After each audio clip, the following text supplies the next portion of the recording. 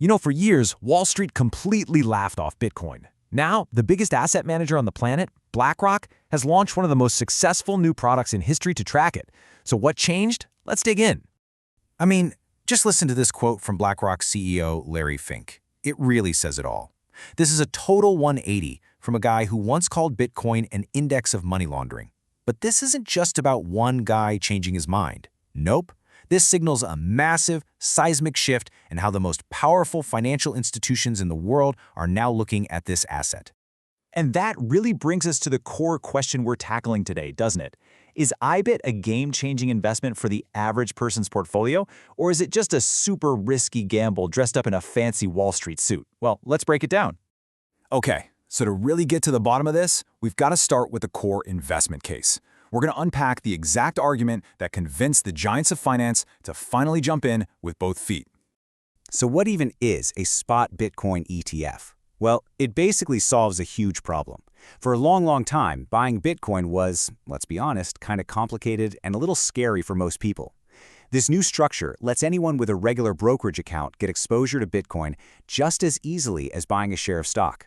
No more messing around with crypto exchanges or weird digital wallets. And this is where you hear Larry Fink himself using that now famous phrase, digital gold. For centuries, whenever things got chaotic, investors ran to physical gold for safety. The argument now is that Bitcoin can play that same role for our digital world. It's a way to hedge your portfolio, something that might go up when your stocks and bonds are going down. This is about real portfolio strategy, not just wild speculation. Right, but here's the thing. Not all of these new Bitcoin ETFs are the same, not even close. In a very crowded field, IBIT is the undisputed king of the hill. So how'd they do it? What's their competitive edge? IBIT's dominance really comes down to a few key things. First off, you've got the BlackRock name. That alone brings a level of trust that's just unmatched. Second, its fees are dirt cheap, just 0.12%, making it one of the most affordable options out there. Third, it's managed to capture both sides of the market, the huge institutional players and a massive wave of new retail investors. In fact, 75% of its retail buyers are totally new to iShares. And that last point, diversified custody?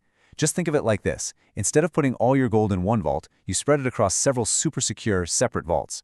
If something goes wrong with one, the rest is totally safe. Okay, but let's pump the brakes for a second. No serious analysis is complete without looking at the dark side, right?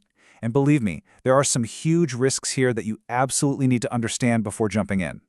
There are two major risks we have to focus on. First and foremost, you have to talk about the insane volatility.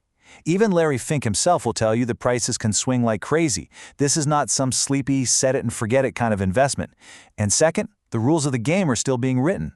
A recent survey showed that 50% of all financial advisors see regulatory uncertainty as the single biggest reason not to invest in crypto. A new law could literally change everything overnight. And look, this isn't just theoretical. Let's get real for a minute. Despite all that incredible hype, IBIT's share price actually tanked by over 12% in a recent one-year period. Sure, the whole sector took a hit, but it's a very blunt reminder that even with BlackRock's name on the box, Bitcoin is still a wildly volatile asset. The ride can get really, really bumpy. All right, so we've laid out the risks. They're big, they're real. But now, let's dig into the numbers to see if the potential reward is worth it. Now, you can't use traditional metrics on an ETF, but we can use some really powerful proxies to get a sense of its strength and momentum. For an ETF, the closest thing we have to revenue growth is assets under management, or AUM. And IBIT's AUM is, well, it's staggering. It pulled in over $93 billion in less than a year, making it the biggest Bitcoin ETF on Earth. That's not just growth, my friends. That is an absolute explosion of demand. Next up, the expense ratio. You can think of this as the price tag for the customer. At just 0.12%, it's incredibly cheap. In the corporate world, this would be like having sky-high profit margins. It shows BlackRock can operate at a massive scale and still crush the competition on price. That is a huge sign of power. And what about debt? This is where it gets really interesting. The debt-to-equity ratio is 0. There is no debt. None. The fund just buys and holds Bitcoin. This structure completely wipes out the risk of the fund going bankrupt because of borrowing, which is a seriously powerful feature. And finally, let's talk cash flow, or our proxy for it, where's the money coming from? And what we see here is a beautiful, perfect balance. About half the money is flowing in from everyday investors like you and me, and the other half is coming from the big institutions. This strong, diverse, and steady flow of cash is the sign of a very, very healthy product. Okay, we've gone through the digital gold story, IBIT's massive competitive advantage, the very real risks, and the powerful numbers. So now, it's time for the verdict. So here it is, the whole story in one place. The bull case versus the bear case. On one hand, the biggest names on Wall Street are finally on board. Adoption is ramping up, and the growth forecasts look incredible.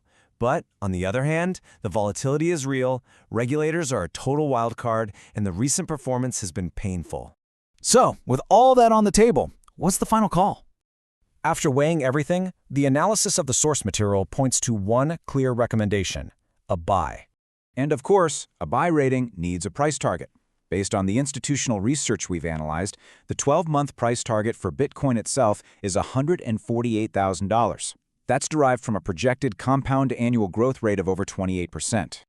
So let's just boil this all down to the absolute bottom line. The strongest reason to buy is that the digital gold idea isn't some niche theory anymore. It's practically institutional policy now, and that can unlock trillions in capital. And the biggest risk? It's one word: regulation. An unexpected crackdown from a major government could throw a wrench in the whole thing. All right, so IBIT is clearly the 800-pound gorilla in the room, but it's not the only game in town. For those of you who might want a slightly different approach, there are a couple of other key players to watch. First, you've got Fidelity's FBTC. Its secret sauce? They custody their own Bitcoin. They don't have to rely on a third party. So if you're worried about that kind of risk, FBTC offers a really solid defensive alternative. Then you have Bitwise, or BITB. These guys are the specialists. They only do crypto. For investors who believe that in a field this new and complicated, you want a dedicated expert at the wheel, BITB is a very compelling choice.